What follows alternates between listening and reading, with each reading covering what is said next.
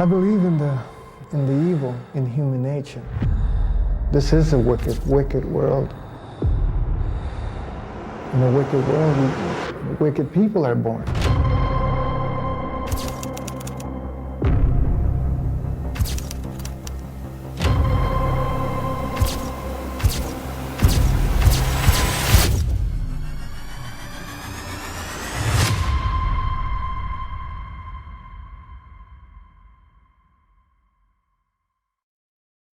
Роман Стивена Кинга «Оно» пугал и завораживал публику и в момент своего появления на полках книжных магазинов, и каждый раз, когда историю брались экранизировать кинорежиссеры. В последний раз нервы зрителей щекотала лента Андреса Мускетти.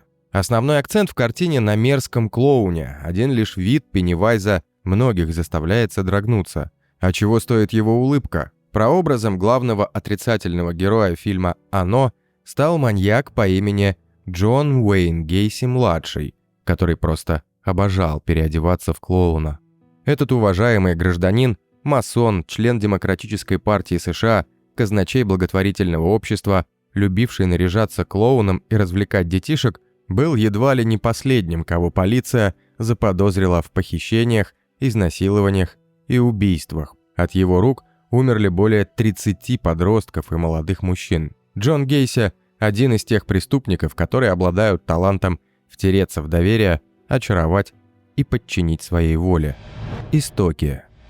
Джон, появившийся на свет 17 марта 1942 года, стал долгожданным наследником и вторым ребенком в семье. Всего у Мэриан и Джона Стэнли Гейси было 3 детей. Еще одна девочка родилась через 2 года после Джона. Джон-старший был человеком тяжелого нрава, любил выпивать, а от жены и детей требовал беспрекословного подчинения. Из сына он мечтал вырастить мужчину. Брал с собой на рыбалку, пытался заинтересовать мальчика спортом, но Джонни не мог оправдать ожидания отца. У него были серьезные проблемы со здоровьем, в том числе и с сердцем. Поэтому активные виды спорта были противопоказаны. Но он и не проявлял большого интереса к мужским развлечениям. Рыбалке с отцом он предпочитал готовку с сестрами или работу в саду с матерью. Джон-старший был разочарован и не упускал случая унизить сына, обозвать его неженкой или девчонкой при других детях. Одним из самых ранних детских воспоминаний Гейси было то, как отец избил его в возрасте 4 лет за случайную поломку компонентов автомобильного двигателя. На фоне эмоционального отстранения от отца у Джона развилась сильная привязанность к матери. Он мог поведать Мэриан о том, о чем никогда не рассказал бы отцу, и мать это поощряла. Джон-старший ворчал, ему не нравилось, что у сына с женой были секреты. В школе Джонни приходилось не легче. Из-за проблем со здоровьем он не участвовал в играх со сверстниками, а общался с детьми младшего возраста. Его здоровье сказывалось и на успеваемости. Мальчик проводил дома значительную часть учебного года из-за плохого самочувствия. Однако в возрасте 12 лет он все-таки сделал попытку влиться в коллектив и вступил в движение скаутов. Там он обзавелся приятелями, один из которых, Барри Башелли, впоследствии рассказал о таком случае. Как-то раз они играли дома у Гейси, и Джонни поделился секретом. Он показал Барри припрятанное нижнее белье, которое стащил у своей матери. На вопрос друга о том, что он с ним делает, Гейси ответил: «Иногда я думаю, как бы я выглядел, если бы оделся женщиной». В его детских воспоминаниях остались соседская девочка с особенностями интеллектуального развития, которая домогалась Гейси, и грязные домогательства отцовского приятеля, педофила, который, как позже рассказывал на допросах маньяк, совратил его. В возрасте 17 лет во время первого полового опыта Гейси потерял сознание, в результате чего у него сильно обострился комплекс неполноценности. Когда Джону было 10 лет, его изнасиловал друг отца, который работал водителем грузовика. Вероятно, именно этот мужчина уничтожил личность подростка и подарил миру одного из самых жестоких и коварных убийц 20 века. Сексуальная фрустрация. В подростковом возрасте Джон начал осознавать, что испытывает сексуальный интерес к мальчикам. В старшей школе он пытался встречаться с девушками, правда, скорее для проформы. В 18-летнем возрасте Джон сбегает из родного Чикаго в Лас-Вегас, где благополучно получают работу в местном морге. Но ненадолго. Через 3 месяца Гейси спешно оставляет обязанности, так как владелец морга заявил в полицию на своего работника, обвинив того в изнасиловании тел умерших. Впоследствии Гейси рассказал, что однажды, оставшись наедине с телом мальчика-подростка, он надругался над ним. Вероятно, именно в этот момент для Джона многое стало понятно. Он признался самому себе в том, что его пристрастия выходят далеко за рамки того, что принято считать нормой. По странному стечению обстоятельств, полиция проигнорировала тревожный звонок, а Джон Гейси собрал вещи и уехал в город Уотерлу, штат Айова. Там он устраивается в местный KFC и за короткий срок получает должность управляющего. Личная жизнь.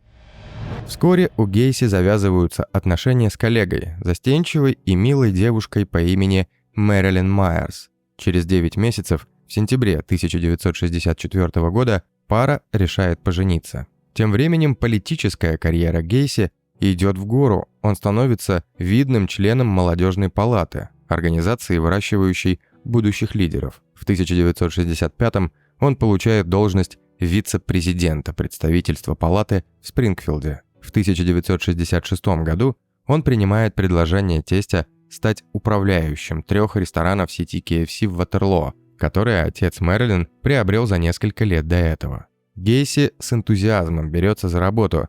Ему нравится ощущать себя боссом. Параллельно с 12-часовым рабочим днем в закусочных он продолжает политическую деятельность и присоединяется к офису молодежной палаты в Ватерлоо. На заседание Джон приносит жареную курицу из ресторанов KFC и просит коллег называть его «полковником». В подвале своего дома он организовал что-то вроде закрытого клуба, куда входили партийные сотрудники и работники ресторана. На этих частных вечеринках подростки, которые составляли основную часть персонала KFC, свободно распивают алкоголь и играют в бильярд. В личной жизни Гейси все было неплохо. В феврале 1966 года на свет появляется сын Майкл, а в марте следующего – дочь Кристин. Двойная жизнь. Хорошая и доходная работа, уважение коллег, красивая жена, дети, новые друзья. Казалось бы, впереди безмятежное и счастливое будущее. Но Гейси выбрал другой путь. В какой-то момент он решает совместить приятное с полезным. Джон начал вербовать молодых мужчин в ряды членов молодежной палаты. Подошел он к делу весьма творчески. Вместо бессмысленной демагогии он наглядно демонстрирует юношам, как хорошо быть членом палаты. Гейси приглашает потенциальных кандидатов на вечеринки в мотель, где устраивает показ запрещенных в то время порнофильмов. На этих тусовках в свободном доступе наркотики, алкоголь и проститутки. Однажды за один только вечер ему удалось завербовать таким образом целых 20 новых членов. Жена Гейси, Мэрилин, была, скорее всего, в курсе двойной жизни Джона. Более того, она отчасти разделяла его интерес. Супруги практиковали свингерство, часто встречались с другими парами, обменивались партнерами. Все это было известно и коллегам Джона по партии. Однако вскоре Гейси захотелось чего-то нового. В августе 1967 года, когда жена с детьми были в отъезде, Джон пригласил домой 15-летнего подростка Дональда Вурхиса, сына своего однопартийца. Гейси показывал мальчику порнографические фильмы, напоил его, а затем заставил заняться оральным сексом. После чего Джон пригрозил мальчику, что разделается с ним, если тот вздумает кому-то рассказать о случившемся, а также заплатил ему $50 за молчание. Однако в марте 1968-го Дональд, будучи не в силах больше скрывать правду, рассказал обо всем семье. Гейси арестовали, признали виновным и приговорили к 10 годам лишения свободы. Вероятно, на этом история Джона Гейси могла бы и закончиться, если бы мужчину не выпустили из тюрьмы за примерное поведение всего через 18 месяцев. Во время судебного процесса всплыли и другие случаи попыток Гейси склонить к связи юношей. Нашлись даже пострадавшие, однако Джон отвергал все обвинения. Позже он признался в том, что действительно занимался сексом с 15-летним Дональдом, но тот якобы делал это по своей воле. Свобода и новая жизнь. Сразу после выхода на свободу в июне 1970-го Гейси понял, что потерял все, над чем работал долгие годы. Уважение общества, жену, признание отца. Джон-старший скончался в канун Рождества 1969 года. Гейси отчасти винил в этом себя, предполагая, что тот не смог пережить позора. Мэрилин подала на развод сразу же, как только вынесли приговор. И вот, обретя свободу, Джон решает начать новую жизнь. Перебравшись в предместье родного Чикаго, Джон создает строительный бизнес, вступает в Демократическую партию Соединенных Штатов и занимается активной общественной, благотворительной и просветительской деятельностью. Каждый житель Норвуд-парка, где Джон теперь обитал, считал депутата и бизнесмена надежным и порядочным человеком, готовым прийти на помощь и в дождь, и в снег. Тут же, кстати, пришелся и второй брак с давней школьной подругой, Кэрол Хофф. Джон частично посвятил Кэрол в свое прошлое, рассказал о тюремном сроке и бисексуальности. Женщина отнеслась к рассказу мужа с пониманием. Впрочем, вскоре Гейси снова ощутил сексуальную неудовлетворенность и стал искать возможности контакта с молодыми мужчинами. Первая кровь. В январе 1972 года Гейси предложил 16-летнему Тимоти Маккою, которого подобрал на автобусной станции, отправиться с ним на экскурсию по Чикаго, а затем переночевать у него дома. Подросток согласился. Джон и Тим провели ночь вместе, а утром Маккой появился в проеме спальни с кухонным ножом. Гейси решил, что мальчик хочет его зарезать, бросился на него, завязалась драка, в результате которой юноша был убит. Затем Джон прошел на кухню и увидел, что Тим всего лишь собирался приготовить завтрак. Гейси спрятал тело в подвале своего дома. Впоследствии он признался, что в момент убийства испытал необычайное наслаждение и удовлетворенность, поэтому захотелось повторить подобный опыт еще раз. В июле 1975 года он пригласил в гости одного из молодых сотрудников своей компании, 16-летнего Джона Бутковича. Гейси напоил юношу, затем надел на него наручники, сел сверху и, придавив своим телом, задушил. Труп мальчика он притащил в гараж, а затем залил его бетоном. Джон любил игры с наручниками. Ему важно было обездвижить жертву, ощутить полную власть над телом. Энтони Антонуччи, еще один сотрудник компании Гейси, позже рассказал полиции, что Джон однажды приехал навестить его, когда тот взял отгул по болезни. Он предложил Антонуччи выпить и тоже надел на него наручники, однако застегнул одно запястье непрочно. Энтони удалось освободить руку, он избил Гейси, отобрал ключ и заковал его самого в те же наручники. Джон умолял отпустить его, и мальчик согласился. Энтони Антонуччи стал единственным, кому удалось освободиться и остаться в живых. Вскоре в жизни Гейси произошли перемены. Кэрол подала на развод. Отношения супругов к тому моменту испортились. Джон начал вести себя очень странно, к тому же обвинил супругу в транжирстве и неспособности вести бухгалтерскую отчетность их фирмы. К февралю 1976 года бывшая жена с дочками уехали из дома Джона. Его ближайшие соседи затем рассказали полиции, что с момента развода и до ареста поведение Гейси настораживало их. Он часто приезжал домой посреди ночи и покидал его ранним утром. Свет в комнатах зажигался также в неурочные часы, а пару раз из его жилища доносились крики, плач и стоны. Тем не менее, Гейси все еще занимался политической работой и считался вполне уважаемым членом общества. Есть даже фотография, на которой он запечатлен рядом с первой леди США, Розалин Картер. Помимо деятельности в рамках Демократической партии, у Гейси появилось новое увлечение. С 1975 года он принимал участие в организации детских праздников. Джон придумал себе образ – клоун с жутковатой улыбкой по имени Пого. Он выступал на мероприятиях для больших детей в больницах, на благотворительных концертах и вечеринках местного отделения партии. После развода Гейси почувствовал, что его руки развязаны. Он колесил по городу в поисках молодых мальчиков, которых зазывал в машину, а затем, используя уговоры или хлороформ, привозил домой, где насиловал и убивал. Он нанял молодого рабочего по имени Дэвид Грэм, которому поручил раскопать ямы в подвальном помещении, однако только в тех местах, на которые он указал. Вероятно, чтобы работник, копая яму, не наткнулся на трупы. Гейси действовал так. Его задачей было угостить юношу выпивкой, наркотиками и завоевать доверие жертвы.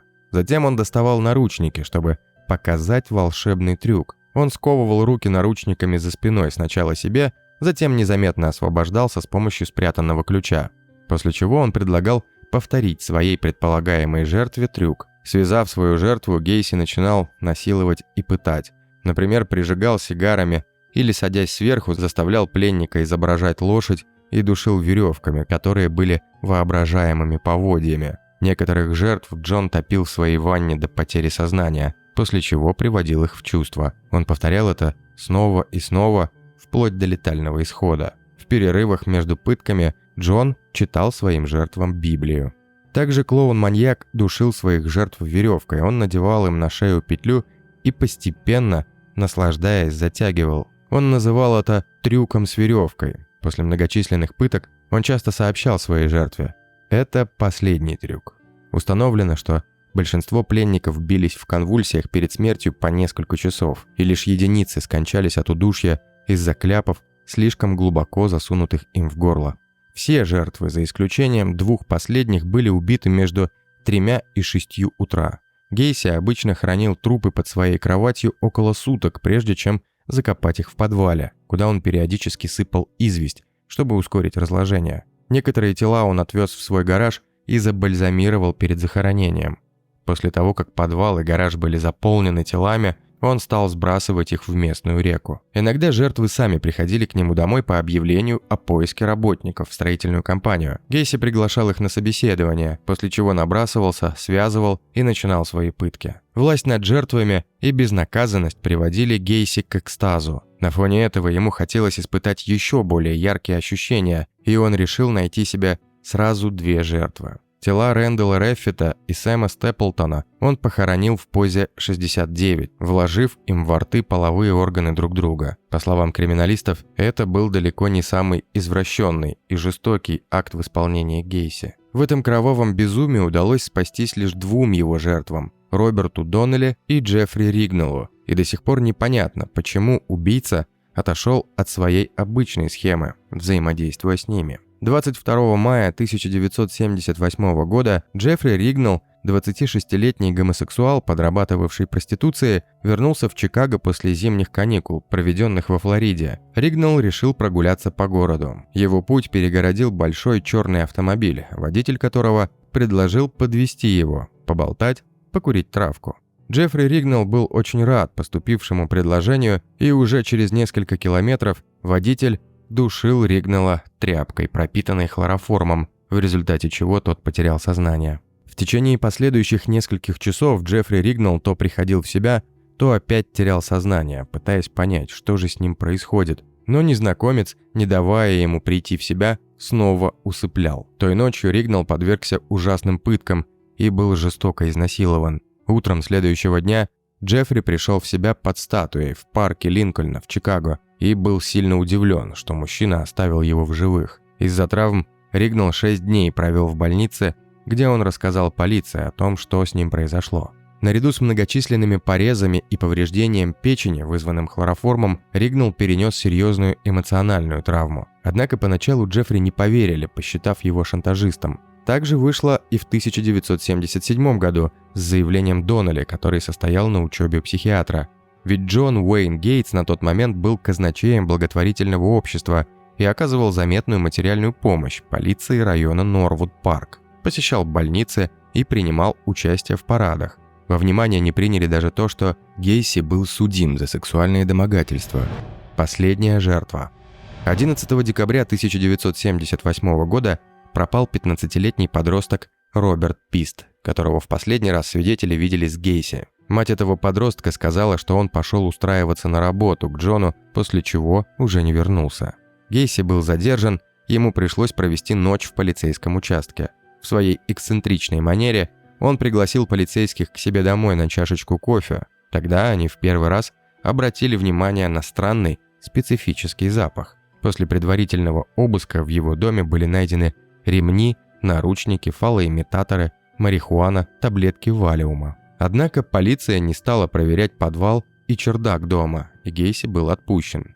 Впрочем, руки полицейские не опустили. Был сделан запрос в штат Айова по старому делу Гейси 1968 года, и он был повторно задержан 21 декабря. В это время полиция провела новый обыск в доме Гейси, на этот раз и в подвале. Спустившиеся без противогазов полицейские едва не потеряли сознание из-за запаха множества разлагающихся тел, обнаруженных там.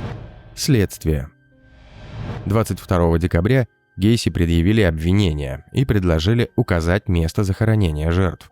Из подвала были извлечены тела 29 человек. Полиция работала в костюмах противохимической защиты. Некоторые тела лежали в непристойных позах, многим в рот были помещены фалоимитаторы и половые органы других жертв. Однако тело пропавшего недавно Роберта Писта не было обнаружено. Гейси признался, что он утопил его останки в реке, так же, как и 3 других жертв. Неопознанными остались тела 9 человек из-за процессов гниения. В июне 2007 года одно из них удалось опознать. Это был Тимоти Маккой, первая жертва Гейси. На предварительном следствии маньяк заявил, что страдает раздвоением личности, и что все преступления совершал не он, а его второе «я» – Джек Хенли. Тщательная психиатрическая экспертиза выявила у пациента целый комплекс проблем – алкогольная и наркотическая зависимости, сложный комплекс сексуальных перверсий, иллюзорное представление о действительности, неадекватность оценок и суждений, являющихся следствием шизоидных трансформаций психики. 12 смертных казней. 6 февраля 1980 года начался суд. Все это время Гейси настаивал на своей невиновности на основании невменяемости во время убийств, но его адвокату не удалось доказать это. Во время суда Гейси шутил, что он виновен только в содержании кладбища без лицензии. Также он настаивал на том, что все 33 вменяемых ему убийства были результатом случайного удушения во время полового акта и сексуальных игр. Но на основании данных ранее показаний эти слова не учли. 13 марта 1980 года присяжные вынесли вердикт – признать Джона Уэйна Гейси виновным в преднамеренном убийстве 33 человек и приговорить к 21 пожизненному заключению и к 12 смертным казням. Подсудимый проявил необычайную изворотливость. Любыми путями он пытался избежать исполнения приговора, даже успел выпустить книгу, в которой утверждал, что Бог вернул ему гетеросексуальную ориентацию. Возможность помилования казалась ему реальной, и он без устали подавал одну апелляцию за другой.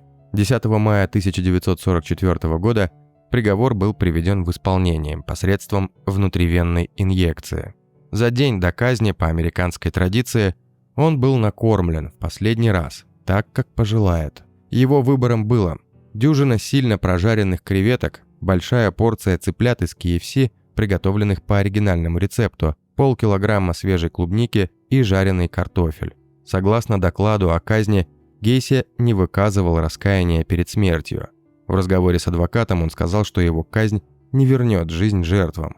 А последними публичными словами были «поцелуй меня в задницу». Адресованы они были охраннику, который вел его в комнату для исполнения казни. Эта процедура вызвала большой общественный резонанс. Возле тюрьмы собралось огромное количество прессы и зевак. Продавались майки и сувениры, посвященные казни Гейси. Когда было объявлено о том, что казнь состоялась, толпа ликовала и была организована вечеринка, после которой многие были доставлены в вытрезвители. После смерти Гейси его мозг был извлечен доктором Хелен Моррисон, которая общалась с ним и другими маньяками, пытаясь выявить общие черты для распознания социально опасных личностей в будущем. Но изучение мозга не показало никаких отклонений от нормы. Творчество Гейси. Несмотря на всю свою отвратительную и пугающую сущность, Джон Гейси успел оставить после себя наследие. Помимо упоминавшегося прототипа Пеннивайза, маньяк вошел в историю как один из самых талантливых и умелых тюремных художников. И в его картинах в полной мере была отражена природа всех его действий, поступков и поведения, от самых страшных до самых обыденных. В конце 1990-х, в начале 2000-х картины Гейси стали очень популярными среди коллекционеров. Ночной клуб в Беверли-Хиллз организовал показ его картин, часть из которых были оценены до $20 тысяч. Куратор шоу сказал: «Джон Уэйн Гейси – это гораздо больше, чем 33 убийства». Известный голливудский актер Джонни Депп тогда купил картину «Клоун Пого», но избавился от нее, когда узнал, что гонорар не пойдет на благотворительность, как ему сказали. Также среди покупателей были родные жертв. Они приобретали эти картины для того, чтобы потом сжечь. Дорогие подписчики и гости канала, как считаете вы, откуда в Гейси было столько зла? Неужели жестокое воспитание, унижение и избиение отца так сильно повлияли на его психику? Почему Джон не раскаивался, а лишь отшучивался в суде? Пишите свои ответы в комментариях. Подписывайтесь также на канал, чтобы не пропустить новые материалы, и не забывайте писать, какие истории вы хотите услышать.